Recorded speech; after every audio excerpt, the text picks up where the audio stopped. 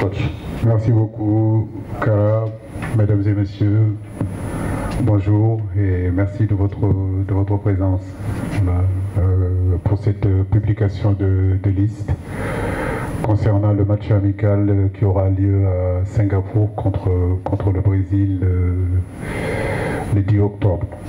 Voilà, donc, sans plus attendre, je vais vous donner la liste de 23 joueurs, comme je l'ai dit tout à l'heure. Abdoulaye Diallo, Alfred Gomis, Edouard Mendy, Moussa Wagé, Lamine Gassama, Pape Djibril Diao, Racine Koli, Saliou Sis, Cherou Kouyaté, Salif Sané, Khalidou Koulibaly, Sidi Sa, Idrissa Gana Gueye, Pape Alioune Ndiaye, Mamadou Loum Ndiaye, Crépin Diatta, Ismaïla Sarr, Diao Keta Baldé, Sada Thioub, Sadio Mané, Famara Diédhiou, Habib Diallo, Mbaye Amadi Niang. Voilà les 23 joueurs qui seront convoqués pour ce match amical contre le Brésil. À savoir que le regroupement aura lieu le 6 octobre à Paris. Donc pour rallier Singapour. Il se pourrait qu'on parte le 6 ou le 7.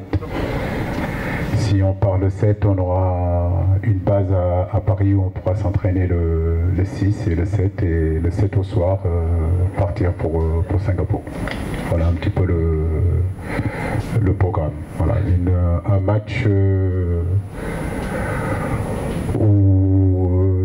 début de saison où beaucoup de joueurs sont à la recherche de temps de jeu, où beaucoup de joueurs ont changé de club.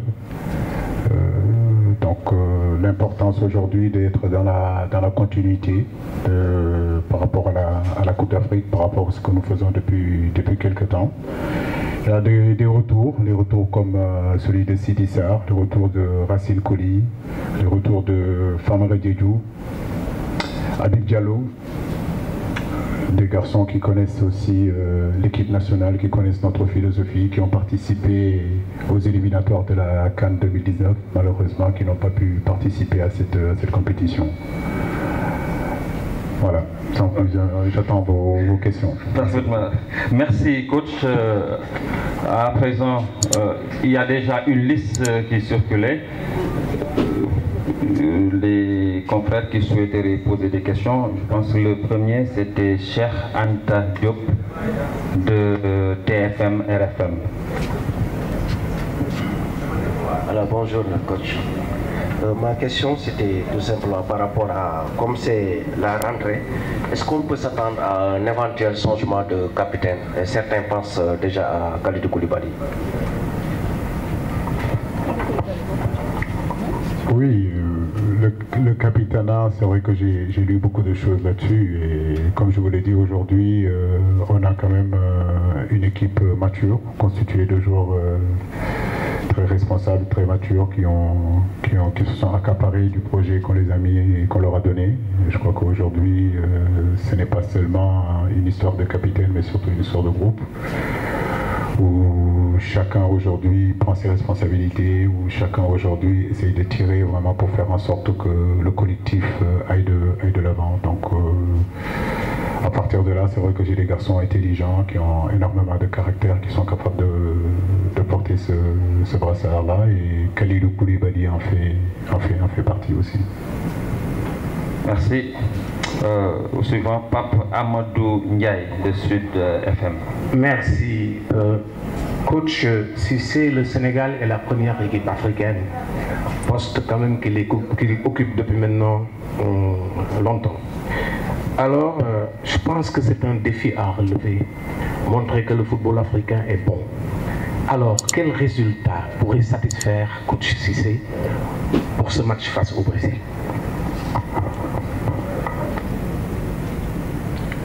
Le Brésil n'est plus à présenter. Je crois que c'est une très grande équipe.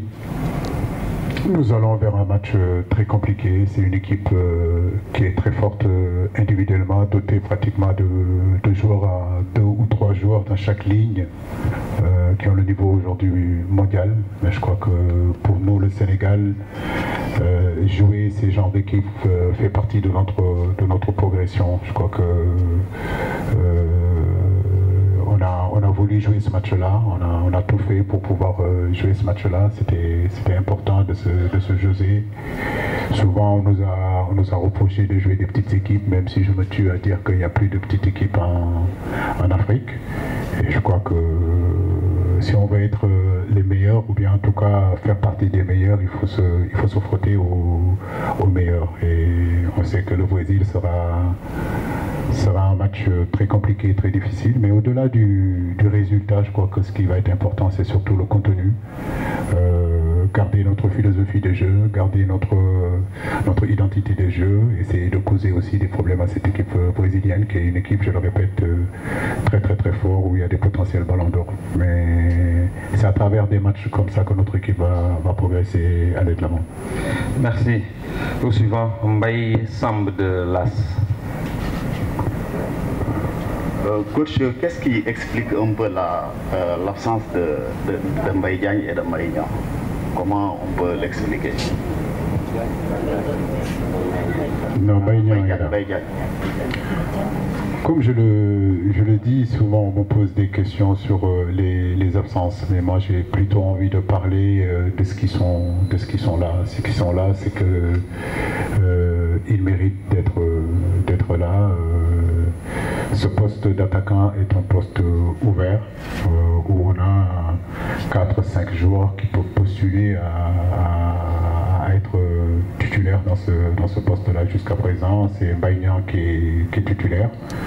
Mais comme je l'ai dit, on a des garçons comme Mbaye Diagne qui étaient avec nous à la CAN, qui a eu du temps de jeu aussi. On a eu des garçons comme Konaté, qu'on connaît très bien, mais derrière ça pousse aussi. Il y a des jeunes lions qui arrivent. La concurrence est rude maintenant dans cette équipe nationale et surtout dans ce secteur-là. Donc des garçons comme Koné sont là.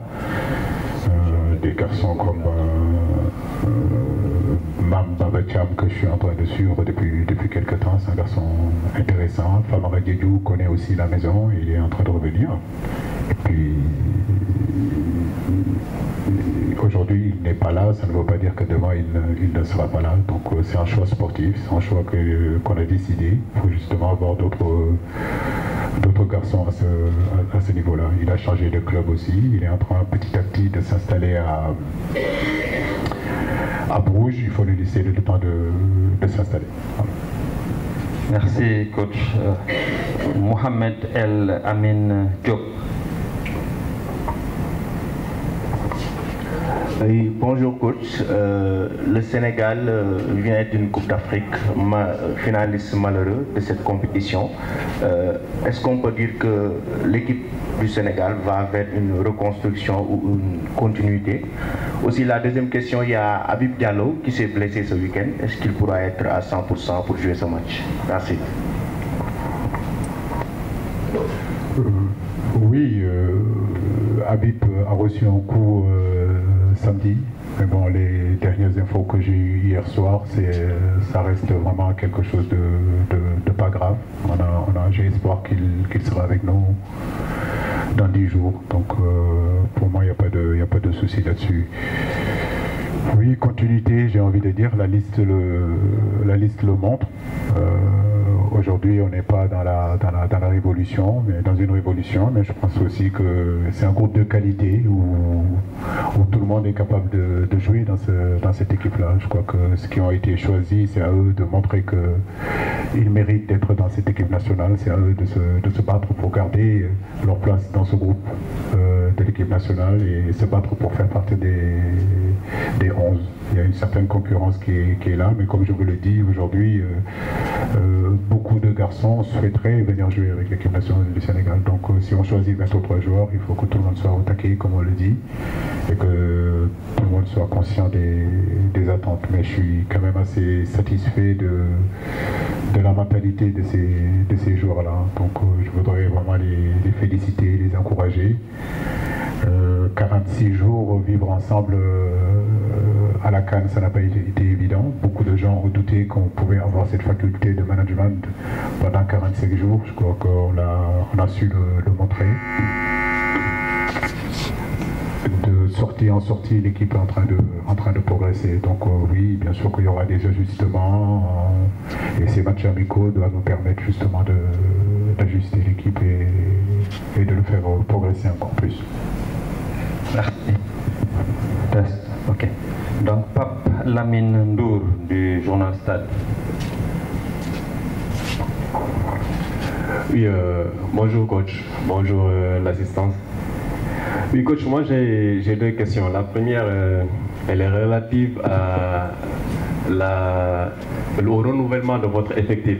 Parce que on a vu que depuis que vous êtes là, vous avez travaillé sur une base de données de 76 joueurs. Et la dernière recrue qui était venue en équipe nationale, si je ne me trompe pas, c'était Sada Diop. Et jusqu'à présent, Aliou Cissé continue de travailler avec ce noyau-là. Est-ce que dans votre tête, vous vous projetez à l'horizon 2021 avec votre noyau de 76 joueurs, étant donné que tous les joueurs que vous avez convoqués actuellement étaient déjà dans cette équipe, on fait un va-et-vient, même si certains ont duré, certains ont eu un séjour un peu assez bref quand même. La deuxième question, c'est la convocation de Pape Djibril Diaw. Sa dernière convocation remonte il y a 3 mois ou 4 mois. Vous l'aviez convoqué comme arrière latéral. Aujourd'hui, il revient. Et on a constaté sur votre liste l'éviction de Pape Abou Cissé, qui est défenseur central. Aujourd'hui, Pape Djibril revient en tant qu'arrière ou bien il revient en tant que défenseur central, son poste de prédilection. Merci.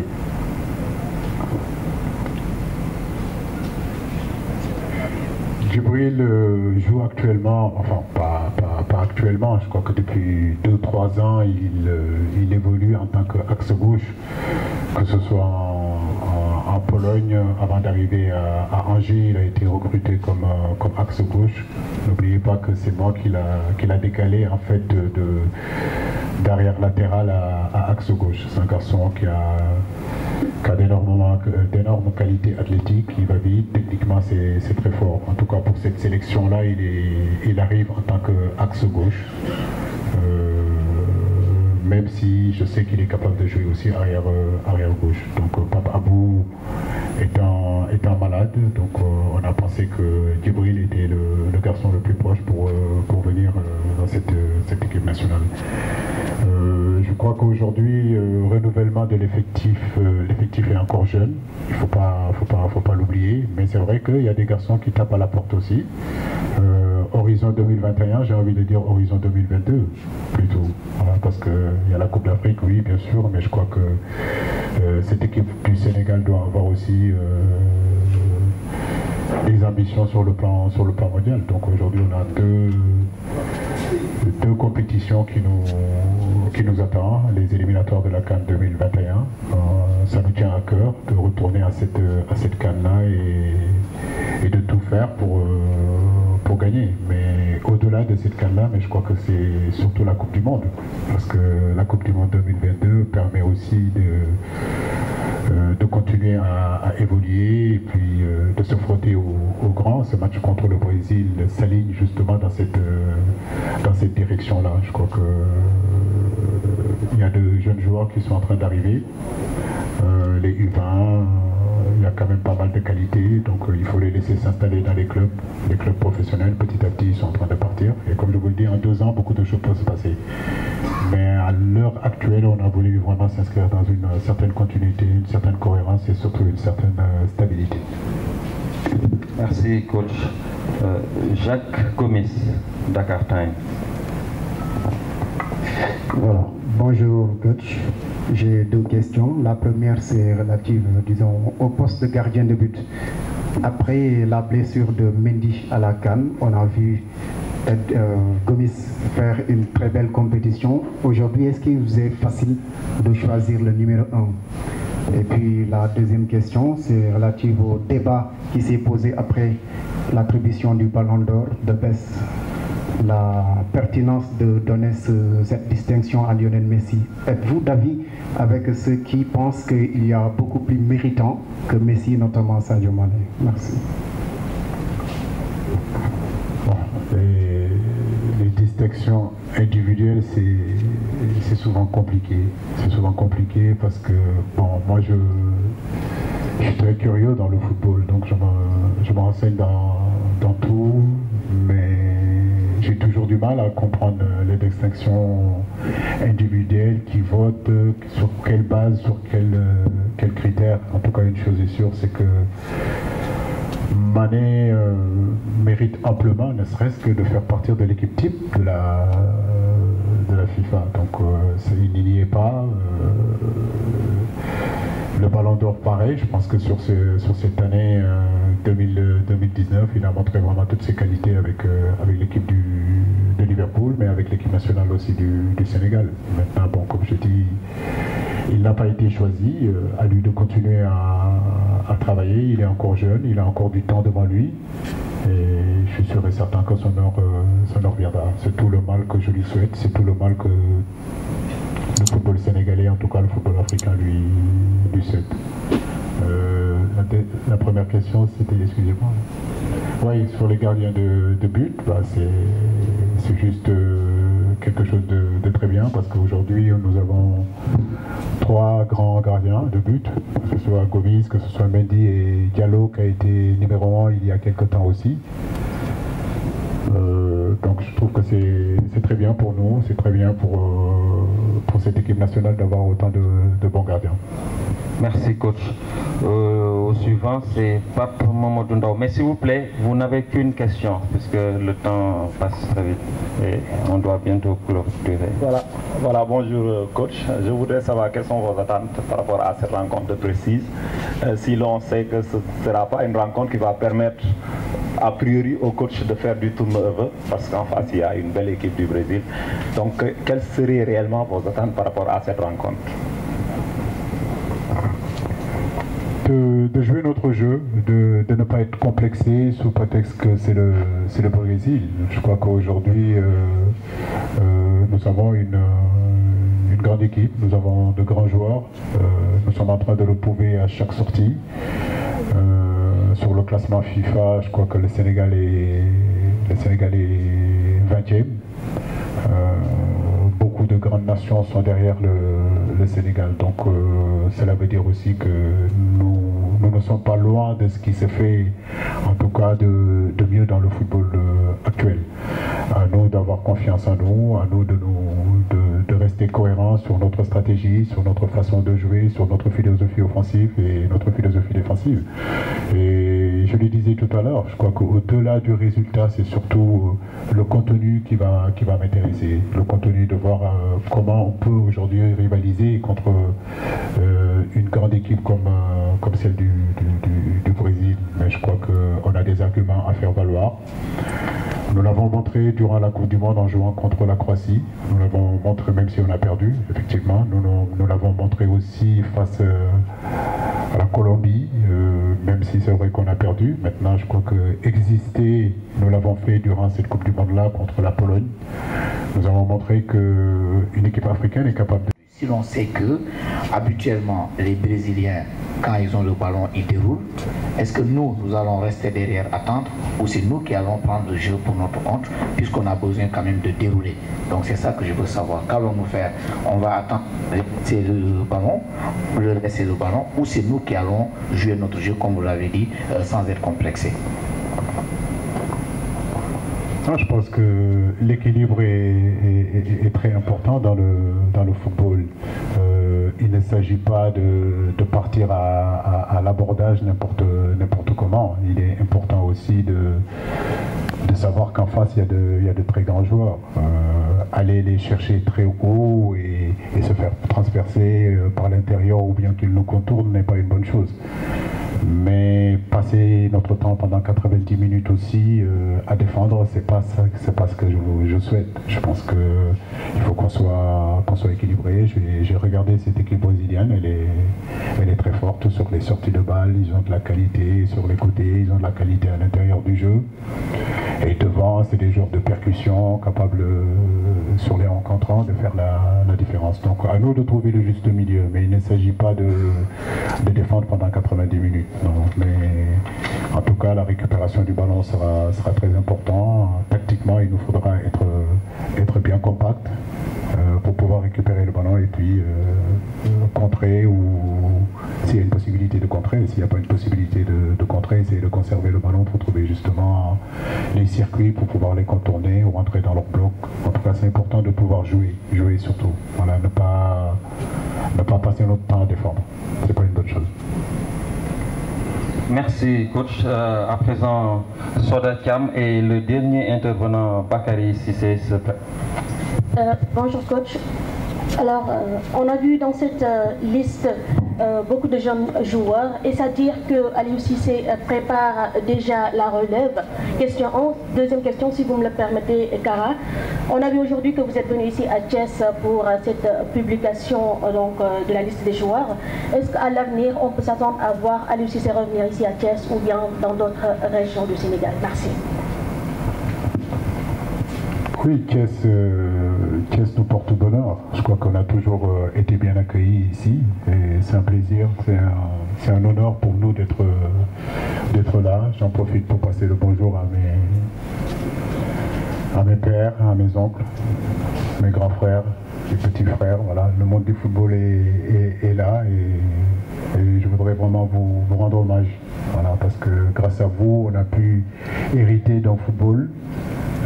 Pour justement nous aussi pouvoir contribuer au développement du football. Mais c'est parce qu'on a trouvé des bases ici et ces bases-là, c'est vous qui les avez posées. Donc on vous remercie pour ça. Maintenant, aujourd'hui, c'est Thiès. Demain, ça peut être Saint-Louis, parce que l'équipe nationale, comme vous le dites, c'est national. Donc, si on a la possibilité, par moment, de sortir un peu de Dakar, même si je ne vois pas beaucoup de journalistes venant de Dakar aujourd'hui, je crois que... Mais c'est bien, je trouve que c'est bien. C'est une belle initiative qui a été prise par la Fédération sénégalaise de football et j'ai trouvé ça intéressant et je trouve que c'est une bonne chose. Concernant la jeunesse, je crois que c'est important, c'est gérer le présent tout en pensant au futur. Et le futur, justement, ce sont ces jeunes joueurs-là qui sont en train d'arriver. Des garçons comme Crépin, qu'on a préparé, Loubdiaï, des garçons comme Sidissar qui sont en train d'arriver, Abou Diallo, etc. Je pourrais plus rajouter des garçons comme Lopi, des garçons comme Moussa Ndiaye, tous ces jeunes qui sont en train de faire de très belles choses en bas. Je crois que c'est important d'avoir l'œil sur eux. Mais c'est ça aussi l'équipe nationale du Sénégal. C'est préparer aussi le futur tout en gardant l'équilibre. Merci coach. À présent, le dernier intervenant en français, c'est Bakary Cissé. Merci beaucoup, Kara. Bonjour, coach. Nous savons effectivement que le cas Alfred Ndiaye, même si vous n'avez pas l'habitude de parler des absents, vous a un peu taraudé l'esprit. Lui qui est cadre de l'équipe nationale et aujourd'hui qui est exilé dans un championnat exotique, à l'occurrence celui de l'Arabie Saoudite. Il paraît que vous avez eu une discussion à l'interne. Aujourd'hui, l'Algérie a été champion d'Afrique avec 4 joueurs qui évoluent dans le golf. Pourquoi n'avez-vous pas évolué dans votre discours, dans votre décision? On sait que depuis que vous êtes là, vous êtes resté sur votre logique de ne pas prendre des joueurs qui évoluent dans ces championnats exotiques. Et ma dernière question, Kara, je m'excuse, c'est par rapport aux 12 heures de vol que vous allez vous taper entre Paris et Singapour.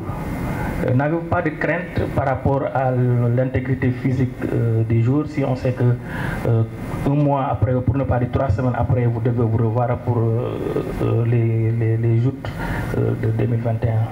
Merci. Nous sommes nous sommes des joueurs professionnels. Nous sommes une équipe professionnelle, une équipe constituée de joueurs professionnels. Pourquoi je devrais me poser la question du temps quand je vois Firmino capable de faire autant de déplacements, autant de vols, autant d'heures que Sadio Mané? Pourquoi je devrais me poser la question si aujourd'hui Thiago Silva et Neymar sont capables de faire 14 heures de vol pour venir honorer leur maillot de l'équipe nationale? Je crois qu'aujourd'hui l'équipe nationale ça vaut tous les sacrifices. C'est l'essence même d'une équipe nationale.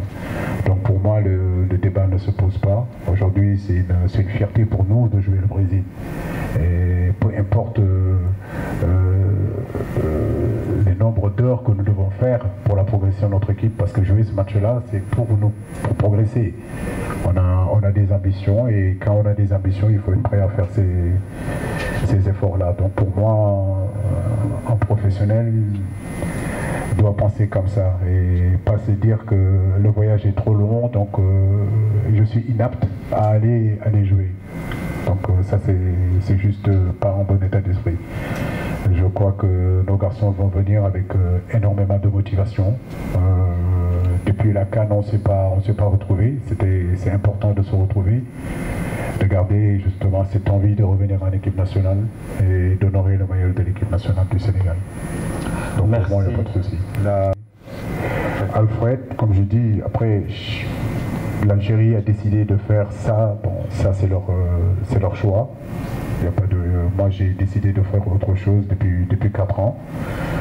Parce que je pense qu'on a des joueurs qui méritent en tout cas d'être regardés quand ils sont dans les championnats européens, en tout cas dans le Big Five des championnats, que ce soit en Belgique, que ce soit en Angleterre, en Espagne, etc. Aujourd'hui, je ne change pas de philosophie sur ça, même si les autres font autre chose. Mais je parle aujourd'hui. Ce qui m'intéresse, c'est l'avancement du football, l'avancement de l'équipe nationale du Sénégal. Si effectivement demain on devrait changer du fusil d'épaule, il n'y a pas de souci si c'est pour l'intérêt de l'équipe. Mais pour l'instant, je veux rester cohérent sur ce que j'ai toujours fait. C'est-à-dire que ceux qui ne jouent pas, en tout cas dans les championnats majeurs, ne sont pas sélectionnables. Donc Alfred, c'est un garçon que j'apprécie beaucoup, il le sait. Il a fait le choix, je peux comprendre le choix. Mais moi aussi, j'ai le droit de garder aussi ma philosophie. Voilà. Merci, coach Aliou Cissé.